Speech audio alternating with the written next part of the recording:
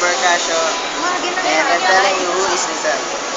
Jose Protasio Rizal Mercado y Alonso Realonda, June 19, 1861, December 30, 1896, was a Filipino polymath, patriot, and the most prominent advocate for reform in the Philippines during the Spanish colonial era.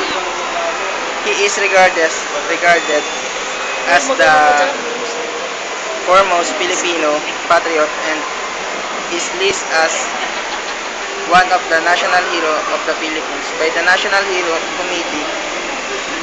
He is execution by the Spanish in 1896, a date marked annually as Rizal Day. A Philippine national holiday was one of the causes of the Philippines Revolution. Rizal was born to rich family in Balambala, Laguna, and was the seventh of 11 children. He attended the Ateneo Municipal de Manila,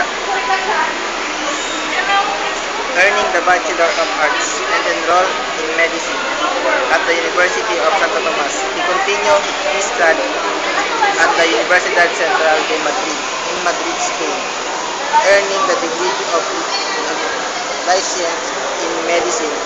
He also attended the University of Paris and earned a second doctorate at the University of Heidelberg.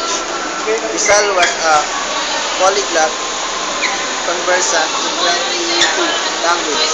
He was a prolific poet, essayist, diarist, correspondent, and novelist, whose the most famous work were his two novels, Loli Mi Tangere and El Filibustrismo.